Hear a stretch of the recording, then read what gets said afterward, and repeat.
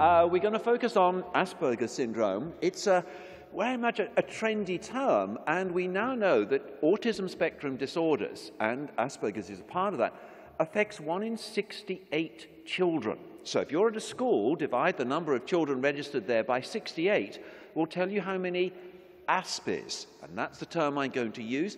It's a very positive term, Aspers, actually originally coined by those who have Asperger's syndrome themselves. And if you're not Aspie, you're called neurotypical. And neurotypicals have their own problems too. And to be honest, my main concern is not Asperger's, it's the attitude of neurotypicals to someone who's different. And that's my concern. Now, if we're going to get changes in slides? That's it. I'm going to go through what are the characteristics we look for. There's a textbook called DSM-5, which goes through it in detail. I'm a great fan of Harry Potter. I would like a sorting hat. So you just put the hat on, and instead of Slytherin or Gryffindor, it says ADD, ODD, ASD. Trouble is, there's too many Ds in life, and you get a kid who's got multiple diagnoses, usually done in a very negative way from the child's perception. But if we look at the criteria, that's it. Right. First of all, people with ASD have difficulty understanding other people. And that's their biggest challenge in life. Neurotypicals are born pre-wired to make friends, read a face, socialize. It's what they go to school for, not to learn. They're there for their friends and to play and socialize with them. But there are some children, teenagers, who are not so good at socializing. And some with Asperger's can socialize incredibly well, but it's exhausting. And they do it by intellect and analysis, not by intuition. And for many typical kids, socializing is energizing. For these kids, it's exhausting. Now, the first thing we look for is deficits in social emotional reciprocity, the balance. And there seems to be two groups. There's one group that there's a group of kids playing over there, and this kid says, I don't get it, I don't understand it, I prefer Lego or Minecraft, and becomes socially engaged. And for this group, my definition of ASD is someone who in life has found something more interesting than socializing, but have to be with social zealots. So they are withdrawn, isolated, highly conspicuous. But then there's a second group who see all the socializing and go, right, okay, and instead of being introverted and withdrawn, they're motivated and intrusive. Right, okay, and they join in, you do this, you do that, no, I'll tell the teacher, etc. And I describe them as Italian drivers because they don't read the signals. As I'm looking at you, your faces are traffic lights. If you smile and nod, green light, I keep talking. If you've got amber light, slow down, not speed up. If you burst into tears, red light, stop. But they don't see the no tailgating signs or men at work signs and keep interrupting you. And they're highly motivated and intrusive and abrasive and annoying to others because they don't read the signals and become very upset when it's pointed out the mistakes they've made. So for this group, they want to socialize, but they're incredibly clumsy when they do. Now, the next one is deficits in nonverbal communication. That is the ability to read faces, body language, tone of voice, and express those accurately themselves. And especially the ability to express feelings. Because often when you have a person with Asperger's and say, what are you feeling now? Or what were you feeling when you threw a wobbly or whatever it was? They say, I don't know. Come on, you must know. You can tell me every dinosaur in the Jurassic period. What are you feeling now? I don't know. I'll now complete the sentence. I don't know how to grasp the many thoughts and feelings in my mind, hold one, identify it, and explain it to you in speech so you'll understand. So there's a major difficulty converting thought and emotion to speech, but not in the arts. in the ability to sing in perfect pitch, to create music, to take photographs. And so they can get their personality and inner world through drawing, music, and the arts more than speech. The next one is deficit in developing and understanding relationships, from classic autism of not really bonding with mum as much as you'd expect. But then this is the kid who's desperate for friends. And they say, how do I make friends and how do I keep friends? And when I see the teenagers, it's, how can I get a girlfriend? Can I buy one? And I say, no, it's illegal. Although I must admit, I could make a fortune running a dating agency for Aspergers. And their mothers would pay me a fortune for them to leave home and get married, and so that mum can have a life. Now, so it's understanding relationships, it's friendships. Typical kids on a beach, on a summer's day, never met each other, just very quickly they make friends, playing together. It's done. And the kid with Asperger says, how do you do that? What signals say I can join in? What can I say? What can I do? So all those features are confusing. Nothing to do with intellect. It's social understanding. That's it. Now, the next one is restrictive. Oh, I hate the terminology. This is academics for you. Say it in words that nobody can understand. Makes you seem intelligent. Okay, they like routines. They don't like change. There are certain words that provoke quite severe agitation. No, wait, change, and not fair. Strong sense of social justice. And so for this individual, they don't like change, the unexpected and surprises. They like routine and consistency. And when there is a change, they hit the panic button. But it's a life of predictability is the one that they seek. Now, another component is highly restricted, fixated interests. Now, yes, when they're young, Thomas the Tank Engine, it's not in the diagnostic criteria, but they become incredibly knowledgeable in the volcanoes, Minecraft. I could have made a fortune if I'd have... Actually, a lot of Minecraft, Pokemon, and the other games are actually designed by Aspergers. Yes, they are, because they speak the Aspi language, and all the Aspergers are entranced by it, from Steve Jobs to Bill Gates to all that group. So there is an interest. It may last hours, it may last decades. They collect information, they have a phenomenal knowledge of it. They're a walking encyclopedia. But at school, they're being taught lessons, and I have to explain, like I did this week, as one teenager said, why am I having to learn Pythagoras' theorem, which I think is the square on the hypotenuse is equal to the sum of the squares on the other two sides? I can remember it. I was drilled it.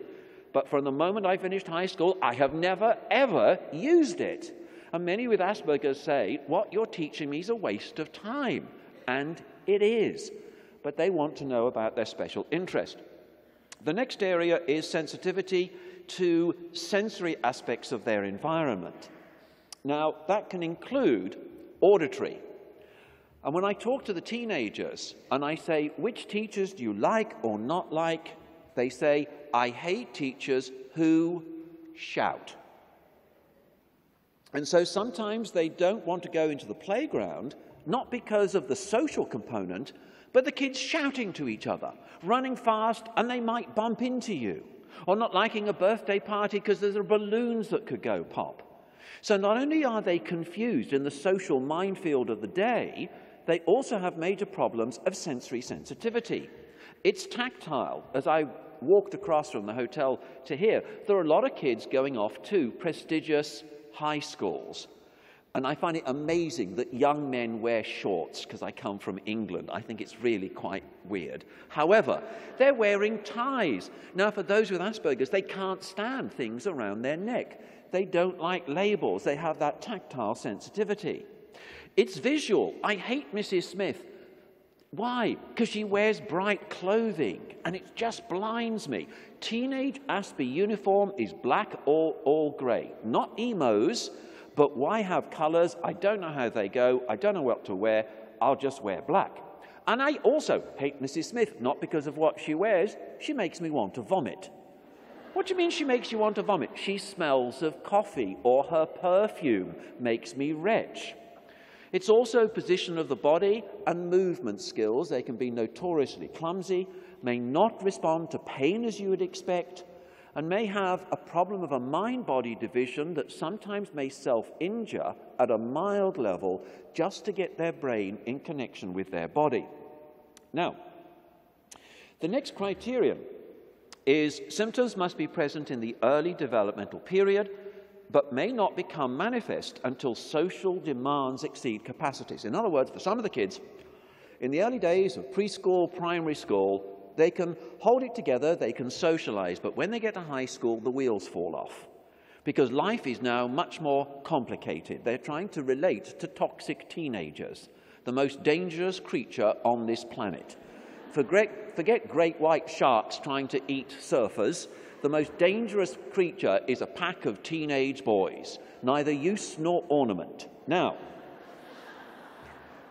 what it means is that it's later on, and often in classic autism, diagnosed in the preschool years. Asperger's, boys, primary school, girls, high school and beyond, but more on that in a moment. But in other words, the symptoms may become apparent later and must cause clinically significant impairment in everyday functioning, and that's where we've got to make a decision. Does this aspect affect that person's quality of life? In childhood, often very much. Now, we do have what we call the Asperger personality type. And that is, as the Americans would say, the apple doesn't fall far from the tree. And in half the cases we see, there is a parent with similar characteristics. Interestingly, the highest level of having kids with ASD, if we go through the professions, yes, engineers are more likely to have kids with ASD. Even more likely are those in information technology. Even higher is accountancy. But the supreme profession for having ASD kids is medicine. Wow, interesting. But that's another topic. So, there are personality characteristics. It's always been here. We've now got a label for it. But what I'm now finding that early diagnosis and early intervention means that sometimes I'm actually removing the diagnosis. Interesting. I saw a child when he was 7 years old, classic Asperger's. Saw him for 2 years, helped him with the development of friendship. Then didn't see him, usually a good sign. And then at 19, his mum said, could you see him because, got a problem, he's always wanted to be a police officer. And he has a strong sense of social justice, has done all the first aid courses, and he really is dead set on being a police officer. And you make a great one, however, he's Aspian honest to a fault. And on the application form, wrote down that he had, to the police academy, Asperger's. They immediately sent back a letter basically saying, how on earth could you think that a person with Asperger's could be a police officer?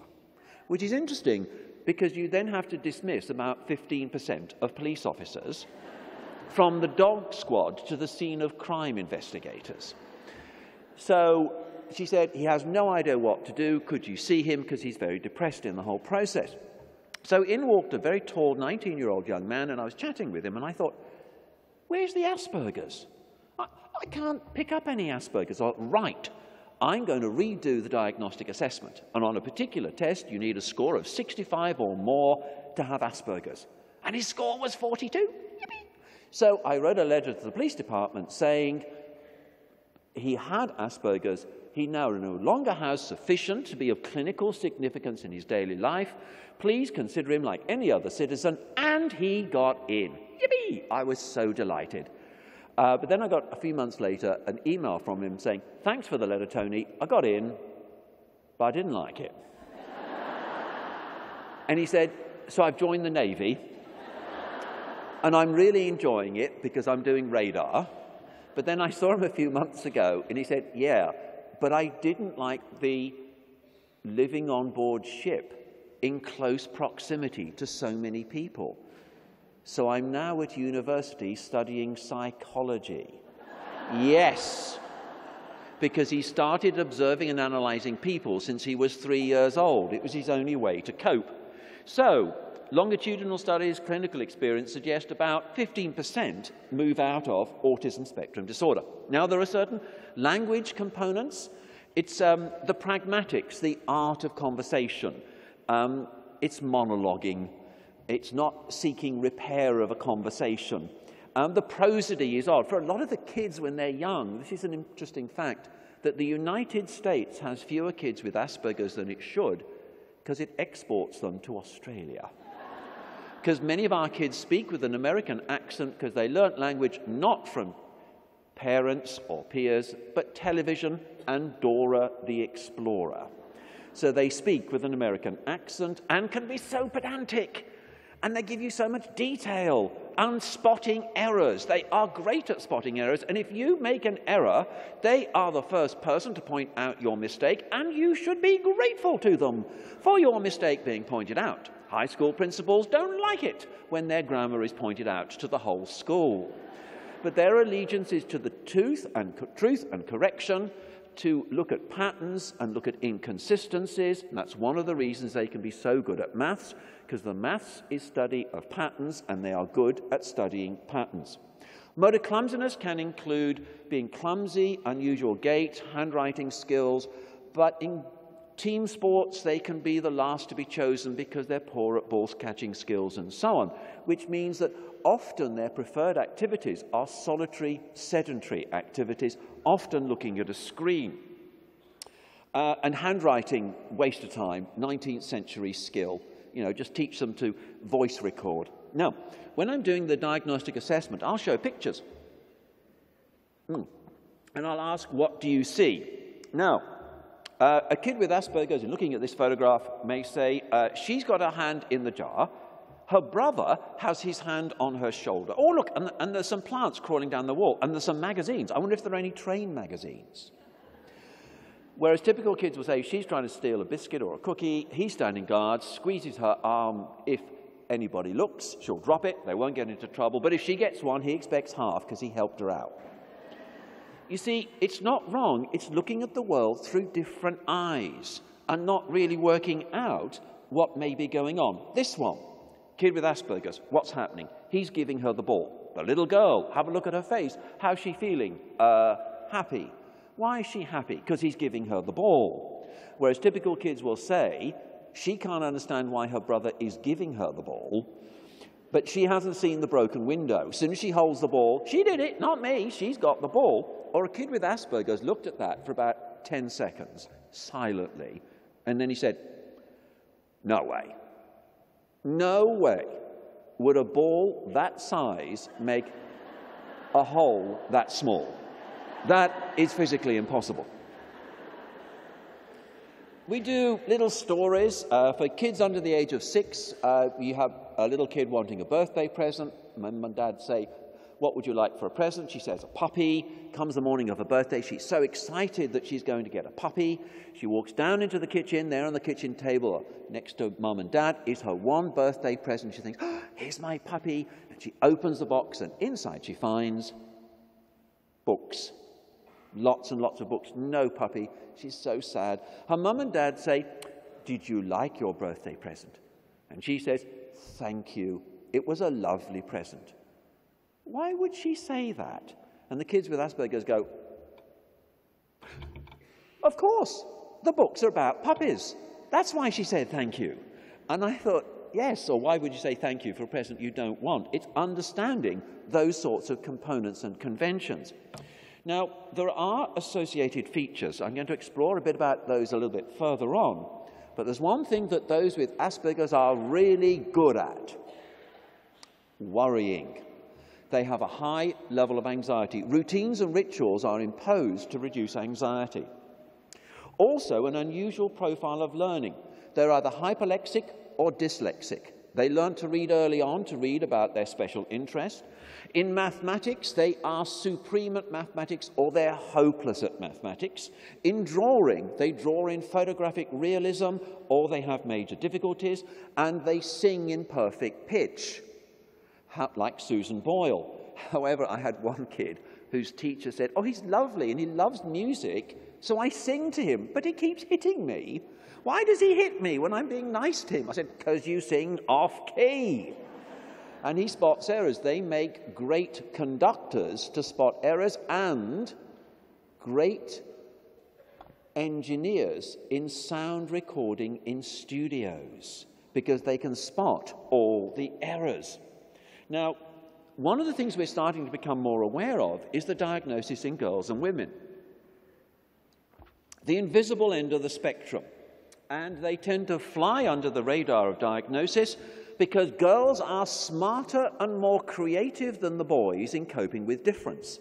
Remember I said for reciprocity, ignore, turn away, or intrude. Girls do the third option, and that is, okay, I don't get it, but I'm going to watch. I'm going to observe. Who's popular? Rebecca. What does she wear? Pink. Right. I'll get pink, pink, pink, pink, pink. What do they talk about? Barbies. I'll get 100 Barbies. How does she talk? What does she do? And they observe, analyze, and imitate. It's a much more intelligent way. I don't get socializing, so what I'm going to do is see what's going on and copy it. So it's the observation, analysis, and imitation. And now, when they do that imitation for a brief while, cured of autism. But what she's got is a surface sociability, but a lack of true social identity. The real self must be hidden. I can only be the person that people want me to be. And who they want me to be is so successful, but I'm ashamed of the real me. It's masquerading. It's watching and imitating to conceal social confusion. And this causes anxiety and stress and a lack of self-identity. But one of the other issues can be, in the teenage years, she's either a goody two-shoes puritanical nun that the teachers want the whole class to be, or she says, right, I watched, I analyzed, I imitated, I walked the walk, I talked the walk. Talk the talk and walk the walk, but it didn't work, so I'm going off the rails. And she goes through, because it didn't work, well, promiscuity, at least I'll be appreciated. Body piercing, yeah, I'll give it a try. So one of the issues is going to be going off the rails because of non-acceptance.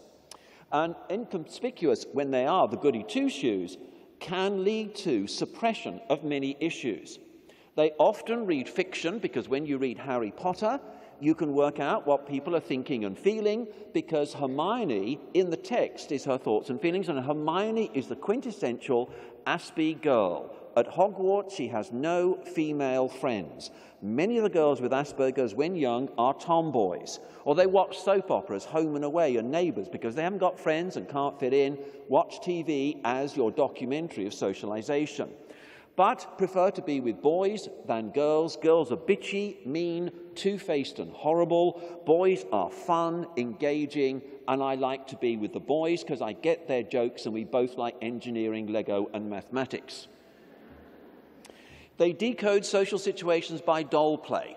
So what she does is not Barbie getting married or Barbie doing retail therapy. This Barbie's teacher, this Barbie's her, these Barbies are the kids. And she replays, decodes, and unpacks the events of the day by playing with Barbie or rehearsing what to say or do tomorrow. She may also, because she's isolated, as far as she's concerned, I haven't got any friends. That's okay. I'll have imaginary friends. And imaginary friends are better than no friends. And I had a 12-year-old girl that Mum said she's developing puberty and schizophrenia.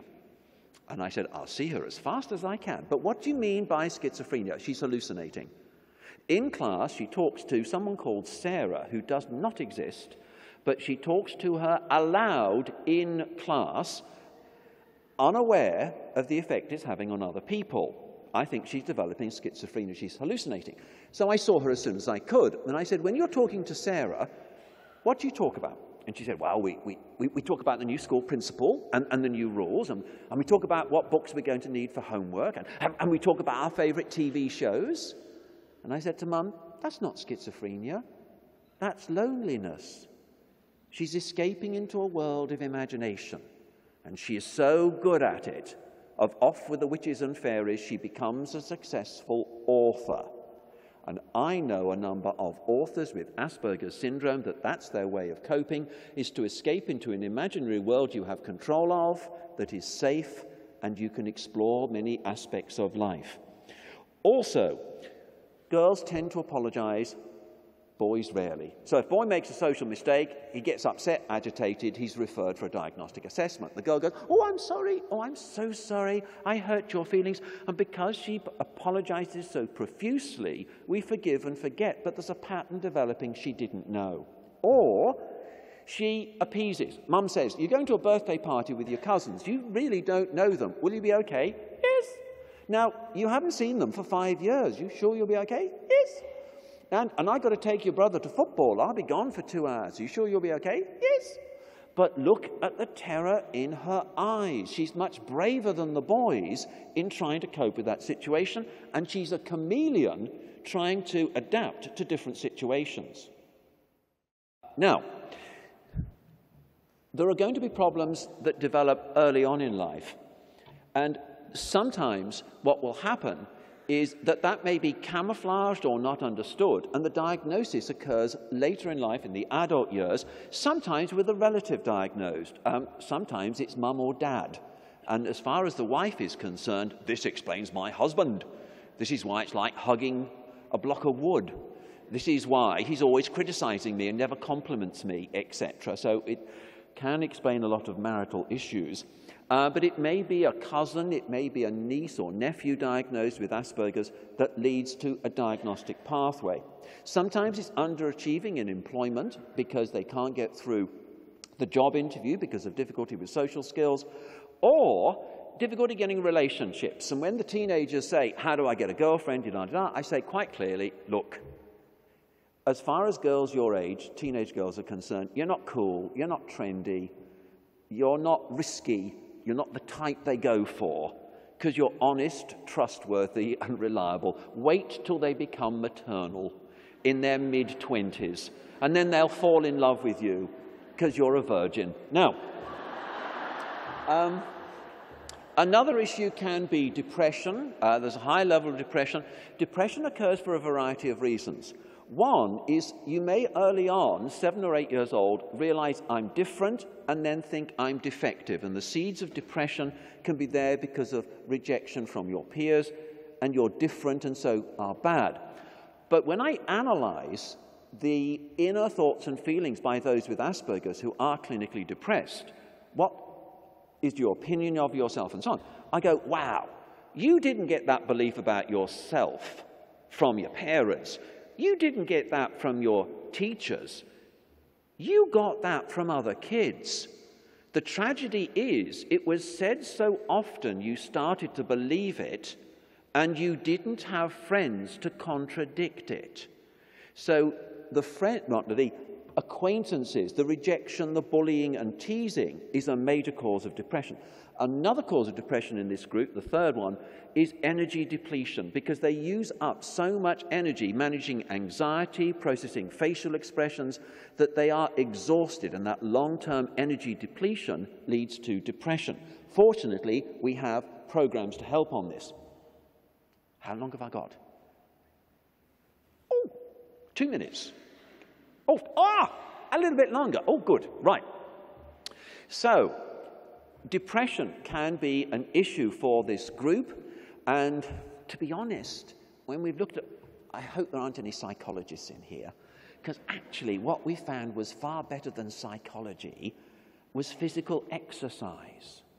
It's better than Prozac, and it's better than CBT. But these guys don't get much physical activity, really is very important. So depression, we also get referrals for relationship problems. But there are other issues too, and that is the high levels of anxiety, if not dealt with effectively, may lead the person, and this is what happened with our son who has Asperger's syndrome. Our son, with his social difficulties, at high school there's 2 groups, good guys, bad guys. Good guys, closed door, won't allow you in unless you're socially skilled. Bad guys will always accept you as long as you're stupid, silly, risk-taking. Easy to see. That's the group he went to. onset of puberty had a huge tsunami of anxiety coming in. But that group, when we look at William's anxiety from 0 to 10, he was always 8, 9, 10, 8, 9, 10. That group were the first group to use alcohol and marijuana. And for the first time in his life, 0 and 1. And so self-medication with alcohol, marijuana, then it went on to speed, ice, and morphine, and a whole range of things. And he's been a drug addict now for 15 years. If I could have turned back time, I'd have tried to get to him before he tried alcohol and marijuana. That has been his downfall. Despite his intelligence, he's unemployable. He's been in and out of prison, getting money by armed robbery and so on for his drugs. So what we're looking at is how do you get down to there? By yoga and meditation. And I'm encouraging schools today to teach kids in general yoga and meditation to experience that. And for the Aspers, who value intelligence highly, it's not that you'll feel good, it makes you smarter. Because if you are calm and relaxed, you make good decisions. If you get upset, your IQ drops 30 points. Yes, it drops into the normal range. So, we also have issues of gender identity. Some of the boys will say, girls are nice, girls are kind, girls have lots of friends, girls have adopted me. If I became a girl, would I be cured? So they think about changing gender. Or we had one girl who desperately wanted to be a boy, and then we worked it out. She was bullied and teased mercilessly by a group of girls who didn't bully the boys. So she thought, if I become a boy, I won't be bullied and teased. We also get Asperger's in anorexia nervosa, and there it's a special interest in weight, numbers, control, kilojoules, and so on. Or, I prefer to remain gender neutral and a tomboy. I don't want to develop femininity. Anorexia nervosa will inhibit that. We also get, how do you react to being different? And the kids know that they're different when they're 7 or 8 years old. And when they're 7 and 8 years old, they've got one of 4 alternatives: 2 internalizing, 2 externalizing. 1 internalizing, I'm different, defective, depression. And the self-esteem of Aspers is based on the criticisms of peers with an absence of compliments. So their whole self-esteem is based on criticisms from their peers. And that leads to depression.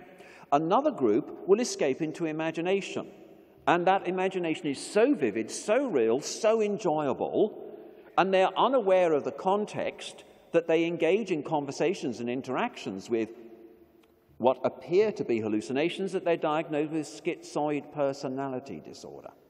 There's another group who do the opposite of depression, and their way of self-comforting and coping with life is to recognize their intelligence and see themselves as superior to others. This is what I call the Sherlock syndrome. Sherlock is classically Aspie, not a sociopath. He's very good at logic. Because he's Aspie, he doesn't get emotions, so he denigrates them as of no great importance. And this group comfort themselves with their intelligence and are diagnosed with narcissistic personality disorder, because that's their way of coping. But another group will copy and imitate, and they win an Oscar for their ability to take on accents and to be successful in acting. Okay, so is it Asperger's? Hopefully you now know whether it is. Okay, thank you.